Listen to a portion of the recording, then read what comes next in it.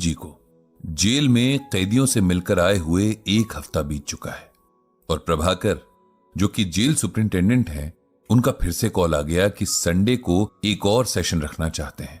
उनका कहना था कि सभी कैदियों को पंडित जी का दिया हुआ गीता ज्ञान बहुत अच्छा लगा था। पंडित जी ने खुशी खुशी आने के लिए हां कर दिया था। कॉल रखने के बाद उन्हें पिछला सेशन याद आ गया। किस तरह लगभग सभी कैदी अपने मन में कोई न कोई सवाल लिए थे, जिनके जवाब अगर उन्हें पंडित जी के जरिए मिल सके तो कितना अच्छा होगा। पंडित जी को उस कैदी की कहानी भी याद आ गई। क्या नाम था उसका? पंडित जी ने याद करने की कोशिश की। उन्हें सुधीर का नाम याद आया और साथ ही याद आई उसकी कहानी भी। सुधीर ने बड़ी मायूसी से पंडित जी को बताया कि उसे जो क्राइम के लिए सजा मिली है वो उसने किया ही नहीं है, लेकिन उसके पास अपनी बात साबित करने के लिए न कोई प्रूफ है और न ही अपना केस लड़ने के लिए पैसे। वो दिन रात भगवान से एक ही सवाल करता कि अगर वो सब कुछ देखता है तो उसकी तरफ से आंखें बंद क्यों कर ली? वो ईश्वर सबके साथ इंसाफ करता है तो उसके साथ ये इनजस्टिस क्यों? फिर उसने अपनी सारी कहानी सुनाई कि उसके साथ कब और क्या हुआ था। सुधीर के पिता का अपना बिजनेस था, घर में पैसे की कोई कमी नहीं थी। सुधीर का एक बड़ा भाई था जिसे बिजनेस में कोई इंटरेस्ट नहीं था। वो पढ़ाई में बहुत अच्छा था और उसने बहुत दिल लगाकर गवर्नमेंट जॉब के लिए प्रिपरेशन की और उसका सिलेक्शन भी हो गया। अब सुधीर को ही अपने फादर का बिजनेस आगे बढ़ाना था और उसे इसमें इंटरेस्ट भी था। कॉलेज की पढ़ाई कंप्लीट होने के बाद सुधीर ने अपने फादर के बिजनेस को पूरा टाइम देना शुरू कर दिया था और कुछ ही वक्त में उसने सब कुछ समझ भी लिया था। उसके फादर भी अब सैटिस्फाइड थे कि उनका एक बेटा तो उनके काम को आगे ले जा रहा है। समय बीतता गया। उसके पेरेंट्स की डेथ हो गई थी।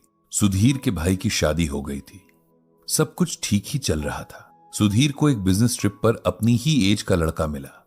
इन दोनों की बहुत कम समय में अच्छी दोस्ती हो गई थी। इस लड़के का नाम रवि था।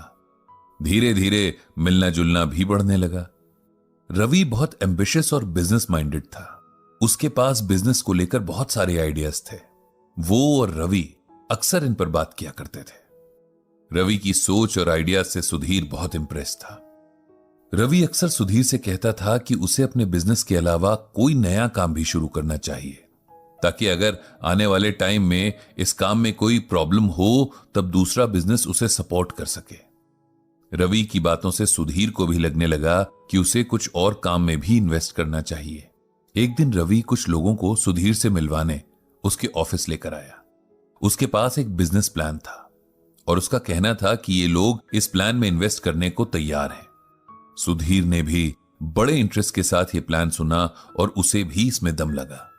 अब रवि ने नए प्लान पर होने वाले खर्चों की डिटेल्स दी जो सुधीर को बहुत ज्यादा लगी। ये कई करोड़ों का इन्वेस्टमेंट था और उसके पास इतने पैसे नहीं थे। रवि ने उसे कन्विंस किया कि अगर वो कुछ इन्वेस्टर्स का अरेंजमेंट कर ले तो ये प्लान एग्जीक्यूट किया जा सकता है। सुधीर ने बहुत सोचा और फिर उसे लगा कि कभी ना कभी उसे ये रिस्क तो लेना ही पड़ेगा। उसने अपने 4-5 दोस्तों से ये बात की और उनको इस प्लान में इन्वेस्ट करने के लिए तैयार कर लिया। सबको इस प्लान पर इतना यकीन नहीं था, लेकिन सुधीर पर था, इसीलिए सबने उसे पैसे भी दे दिए। सुधीर ने सब पैसे जमा करके रवि को दे दिए। वो बहुत खुश था। उसे लगा कि अब वो बहुत बड़ा बिजनेसमैन बनेगा। लोग उसे जानेंगे और उसकी जिंदगी में वो सब होगा जिसकी ख्वाहिश लोग करते हैं। टाइम बीतता रहा और रवि ने सुधीर से मिलने आना, उसके फोन उठाना कम कर दिया। शुरू में तो सुधीर को लगा कि शायद नए बिजनेस के काम में बिजी होगा, लेकिन धीरे धीरे उसे शक होने लगा कि रवि उसे जानबूझकर इग्नोर कर रहा है। जब उसने रवि के ऑफिस जाकर पता किया तो पता चला कि पिछले हफ्ते से ऑफिस बंद था और जब कॉल किया तो रवि का नंबर भी बंद था।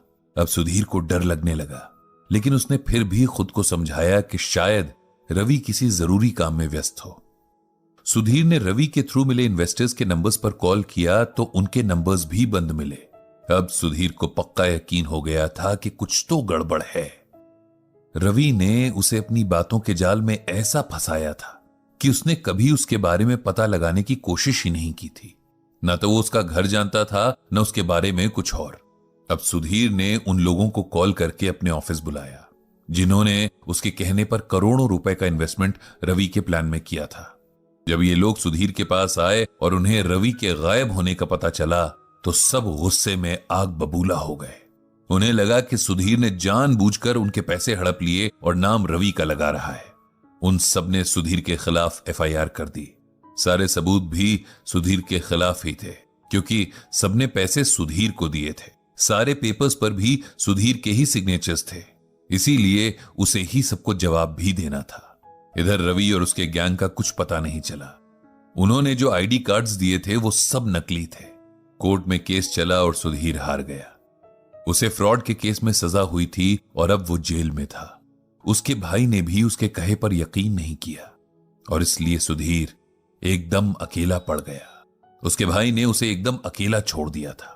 अपनी ये कहानी सुनाकर सुधीर ने पंडित जी से बस इतना पूछा कि मैं निर्दोष हूं, फिर भी यहां सजा काट रहा हूं, और जो दोषी हैं वो बाहर ऐश कर रहे होंगे।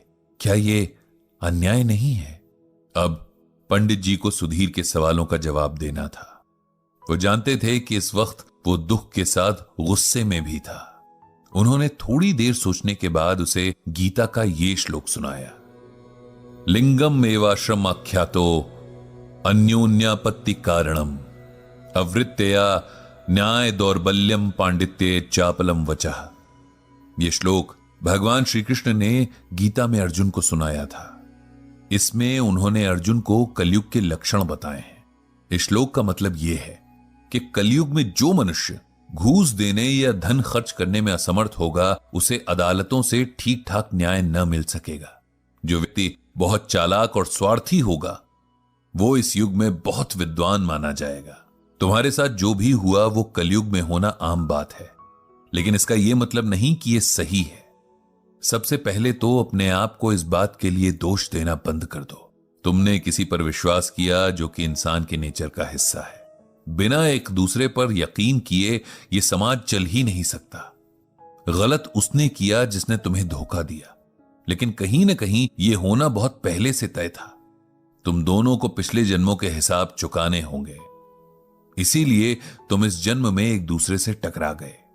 न्याय और अन्याय बहुत गहरी बातें हैं। इन्हें समझने में जल्दबाजी नहीं करनी चाहिए। पेशेंस के साथ समझने की कोशिश करनी चाहिए, और इसमें श्रीमद् भगवद गीता हमारी मदद करती है। गीता को पढ़ो और समझो। तुम्हें समझ आ जाएगा कि तुम्हारे साथ जो भी हुआ उसका कारण क्या था।